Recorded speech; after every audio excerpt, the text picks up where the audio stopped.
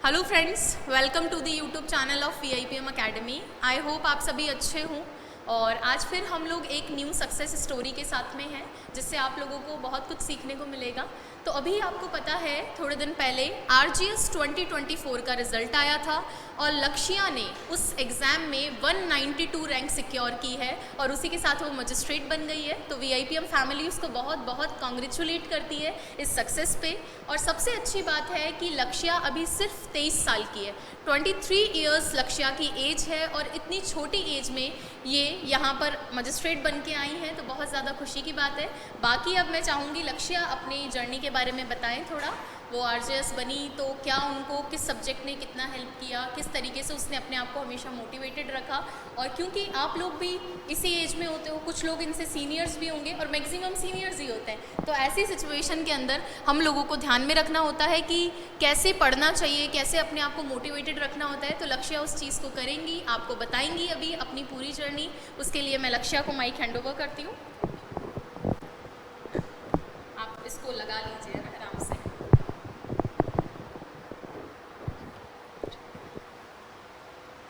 ये मेरा नाम लक्ष्या वधवा है। मैम ने बताया ही दिया है, जैसे ये मेरा फर्स्ट अटैम्प्ट ही था।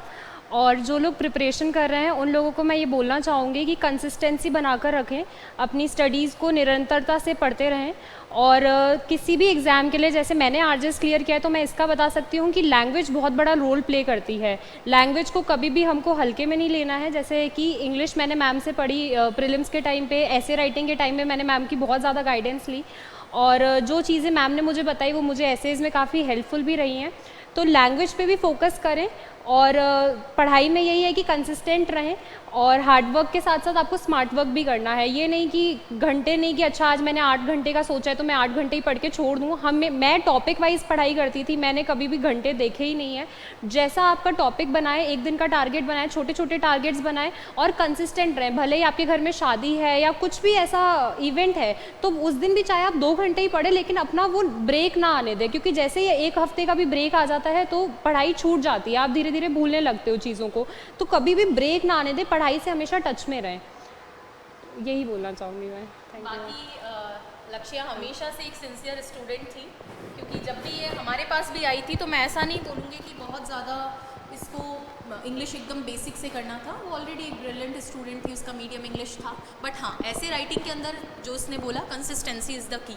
आपको रेगुलर लिखना पड़ेगा। वो लिख कर लेकर आती थी, चेक करवाती थी, इसीलिए ये सारी चीज़ें पॉसिबल हो पाई। कुछ बच्चे होते हैं सिर्फ एडमिशन लेकर भूल जाते हैं कि लिखना भी होता है, लिखते नहीं हैं। तो उन स्टूडेंट्स के लिए मैसेज भी है, जैसा इन्होंने बताया। और सबसे अच्छी चीज़ जो इन्होंने बताई कि एक ही लाइन में सारी चीज़ों का सार इन्होंने बता दिया। लॉ सभी पढ़ते हैं, 5 साल जब आपको पढ़ना ही लॉ है तो हर बच्चा उसमें अच्छा होगा। जो मैटर करता है वो लैंग्वेज टेस्ट है, जो आपकी रैंक सिक्योर करने में हेल्प करता है, आपके रिजल्ट को बेटर बनाने में हेल्प करता है। उसको लोग जनरली अवॉइड करते हैं, सोचते हैं हिंदी इंग्लिश तो हमें आता ही है।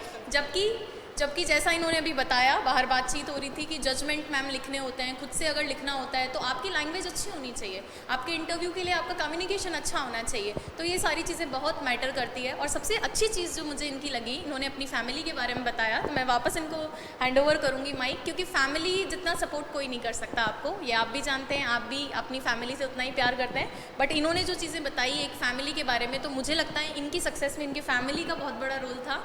एज शी टोल्ड अस कि इनकी मदर भी ADJ हैं, तो फैमिली पूरा वकील है, तो वो सारी चीज़ें भी बहुत मैटर करती है। तो एक बारी उनके लिए भी, क्योंकि वही लोग सबसे ज़्यादा सपोर्ट करते हैं। बिल्कुल मैम, फैमिली का बहुत बड़ा रोल होता है, पेरेंट्स का खासकर बहुत बड़ा रोल होता है। मेरी जर्नी में मेरे पापा मम्मी दोनों का ही रोल था, लेकिन मदर मेरी जुडिशियल ऑफिसर ही हैं तो उनका ट्रांसफ़र होता रहता है, वो साथ नहीं रहती थी, बट पापा हमेशा साथ रहे हैं। और मैं यही बोलूँगी कि अगर मैंने लगभग 12 घंटे पढ़ाई करी तो 6 घंटे पापा ने भी साथ में लगे हैं, वो भी पढ़ते थे मेरे लिए, न्यूज़पेपर्स भी रिसेंट जुड़े रहते थे, मुझे बताते रहते थे। प्रीलिम्स, मेंस, इंटरव्यू तीनों की अलग अलग स्ट्रैटेजीज़ होती है, अलग अलग चीज़ें आपको तैयार करनी होती है। तो जैसे PYQs हो गए, सब हो गए, वो सब पापा ने ही साथ में मिलकर किया है। तो फैमिली के बिना तो कुछ भी पॉसिबल ही नहीं है। अगर आपकी सपोर्टिव फैमिली है तो बहुत ईजी हो जाती है जर्नी।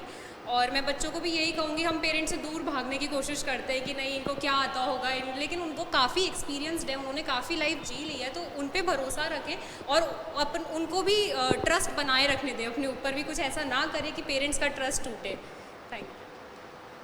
सो मच लक्ष्या। और हम VIPM फैमिली की तरफ से मैं इतना ज़्यादा मतलब खुश हैं पूरी फैमिली ही तुम्हारे सिलेक्शन पे।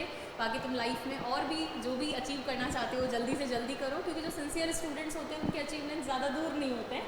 तो तुम सिंसियर थे इसलिए इसको अचीव कर पाए। बाकी स्टूडेंट्स से भी यही रिक्वेस्ट है, अपने पढ़ाई में कंसिस्टेंट रहें, पढ़ते रहें, लगातार ब्रेक ना करें। जैसे वो थी, पेरेंट्स का सपोर्ट लें जिस भी तरीके से। ज़रूरी नहीं है सबके पेरेंट्स वकील होंगे या ADG होंगे, आपके पेरेंट्स फार्मर भी हैं तो भी वो आपके लिए किसी ना किसी वे में हेल्प करेंगे। तो उस हेल्प को लो, इमोशनल सपोर्ट ही बहुत बड़ा होता है, उसको भी आप ले सकते हो अपनी फैमिली से। उनकी ब्लेसिंग्स बहुत ज़्यादा होती है, वो हमेशा आपको अच्छी ब्लेसिंग्स ही देंगे। तो इसी के साथ में आज के लिए इतना ही है। बाकी लक्ष्य अपनी लाइफ में सब कुछ अचीव करे जो भी वो चाहती है। Thank you so much. Next session में हम फिर से मिलेंगे। Thank you.